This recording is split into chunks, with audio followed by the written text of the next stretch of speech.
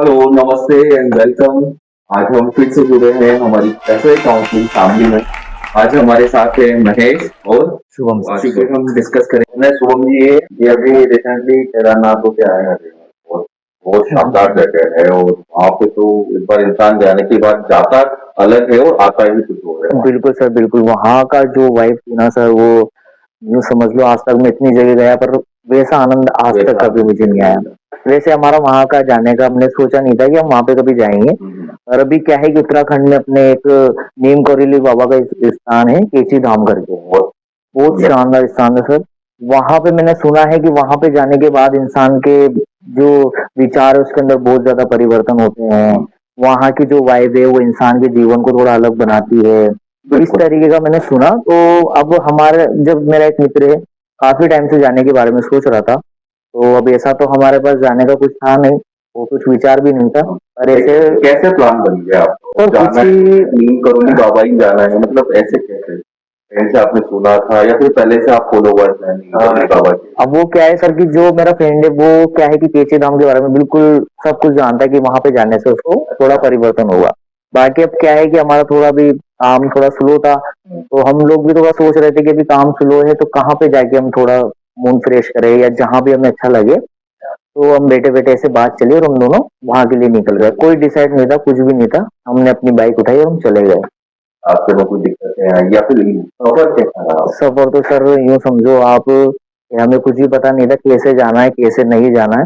बिल्कुल निकल गए और सफर का जो आनंद हमें आया है वो बहुत शानदार तो था। आप किस तरह से, बाई ट्रेन, बाई बस या फिर? नहीं, हम गए थे बाइक और प्लस बाइक। आपने मुझे कहा कि एकदम से हमारा प्लान बना था, जी तो क्या आपको ऐसा नीम करोली बाबा ने इंस्ट्रक्शंस दिए थे या फिर कहते हैं ना कि यार जब आपके पास कृपा होती है या फिर आपको कोई बुलावा जब आता है बिल्कुल सर, बिल्कुल तभी आपका जाना होता है, बिल्कुल तभी आपका सर। योग बनता है। हाँ, अब वो क्या हुआ था शुभम? वो सर देखिए बालाजी की कृपा तो शुरू से अपने ऊपर बनी हुई रही है। और जो बालाजी के जो स्थान होते हैं वहां तो अपना आप मेरे बुलावा आता है और हम चल जाते हैं ना, ढास से सर हम तो। रात है उनके और अक्सर मैं देखता रहता हूँ स्टेटस वगैरह, तो ये बंदा बहुत अच्छा है। इसकी देखेंगे हम वीडियोस वगैरह में शेयर करूंगा कि जर्नी के कैसे नीम करोली का कैसा एक्सपीरियंस था। तो आप पूरा वीडियो देखिएगा और नीम करोली बाबा का जो आश्रम है उनकी वीडियोस भी हम देखेंगे और वहाँ की कुछ और लाइफ एक्सपीरियंस कैसी वहाँ पे सुविधाएं हैं, कैसा माहौल है और बजट में आप आके जा सकते हो, उस पर हम चर्चा करेंगे।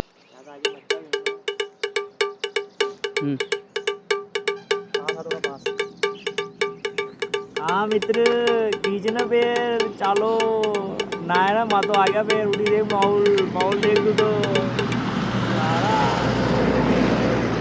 दोबारा कर किरे तसं मोगरी जाऊ पहाड़ में आपण चला पहाड़ में तो ना आयो पेड़ अब देख लो मैं तो आ गया पेड़ भाई 5-5 दिन कुछ भी नहीं होता। पहले 2 दिन की छुट्टी लो, फिर 2 दिन बाद फिर 3 दिन की छुट्टी ले लो, पेट दुखा लो, कुछ भी कर लो पर आ जाओ भाई आ जाओ। बहुत अलग माहौल है भाई, मज़ा आ गया भाई, मज़ा आ गया। वो देख तू बैग भाई, भाई क्या बताऊँ तुझे, क्या आनंद आ रहा भाई, मज़ा आ गया भाई, मज़ा आ गया। जीवन सफल हो गया भाई, अब कोई शिकायत नहीं ज़िंदगी से भाई। किससे आप बता रहे थे हाँ सर, तो फिर वहां से फिर हमारा प्लान बना कि यहाँ से केदारनाथ कितना दूर है। केदारनाथ भी जाके केदारनाथ, तो सर केदारनाथ हम चल तो गए। और बाकी जैसे ही मैं वहां पे पहुंचा तो वहां पे जो विनाशकारी जो घटना हुई थी वगैरह की, वो एकदम से मेरी आंखों के सामने आ गया, फ्लैशबैक आ गया सर। बिल्कुल मतलब यूं समझ लो कि मैं जिस पहाड़ पे चल रहा हूँ वहां पर मुझे ऐसा लग रहा है कि यहाँ से पानी बह रहा है। उस टाइम पे जब मैं ऐसा तो ज्यादा ध्यान तो मैंने दिया नहीं, पर जब न्यूज में आ रहा था सर तो उस टाइम पे देख के बिल्कुल ऐसे रोंगटे खड़े हो गए थे। बहुत खतरनाक सीन था। बहुत ज्यादा जब सर हम वहां पे जाके देखा और जो इमेजिन कराना मैंने सर, यूं समझ लो कि वहां पे उस टाइम पे जो लोग वहां पे होंगे सर, बहुत खतरनाक स्थिति सर, बहुत खतरनाक। तो आनंद तो आया सर। बाकी ये चीजें भी मैं साथ में इमेजिन करता रहा कि अगर इस तरीके का कुछ हो जाए तो कैसे क्या करना है, कैसे क्या नहीं करना है। तो बहुत सारी चीजें थी सर इसमें। तो वहाँ का इन्वायरमेंट कैसा है अभी? इन्वायरमेंट बहुत अच्छा था। बाकी ये है कि जब भी वहां पे आपको लगता है कि वहाँ केदारनाथ के दर्शन खुलने वाले हैं तो उसके 2-3 दिन पहले ही जाके वहां पे तब चले जाइए और वहां पे आराम से दर्शन करके आ जाइए। बाद में क्या है, बात यही है ना कि वो बाबा तो अपने तरीके से बुलाते हैं, बस वही वाली वो बात। अपने साथ ऐसे कुछ नहीं होता।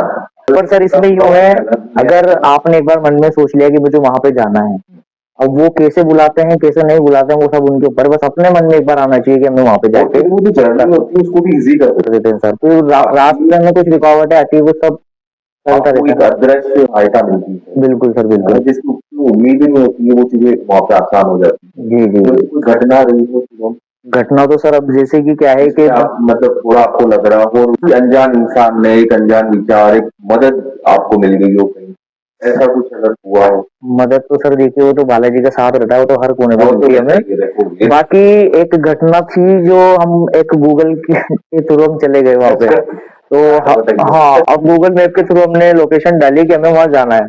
अब उस गूगल मैप ने हमें इतना कच्चा रास्ता दिखाया पहाड़ वाला, और हम बाइक लेके, हमारे पास बाइक थी, जो हम रास्ता ना देखा ना कुछ करा और हम चल गए।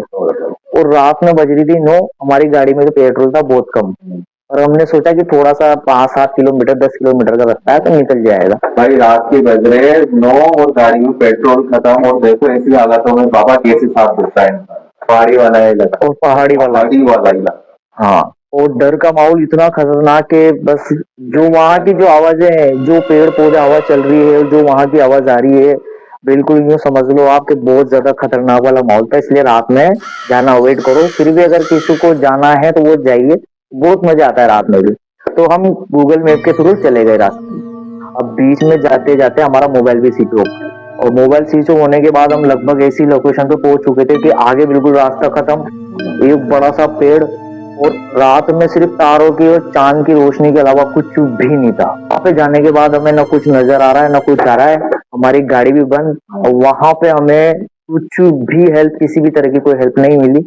वहां पे सिर्फ अपने बालाजी महाराज से थोड़ी सी कृपा के लिए बोला कि कृपा करो और हमें रास्ता दिखाओ। वहां पे बैठने के बाद डर लगा थोड़ा बहुत, और हम जैसे तैसे पूछते पूछते वहां पे कोई, रात में एक वृद्ध आदमी थे वहां पे, तो हमने उनसे रास्ता पूछा वहां पे। फिर उन्होंने बोला कि बेटा तुम बहुत ज्यादा खतरनाक एरिया में आ चुके हो, तो यहाँ पे क्या है कि एक तो जंगली जानवर बहुत ज्यादा है, तो तुम्हें जितना जल्दी हो सके तुम यहाँ से बिल्कुल सीधे चले जाओ।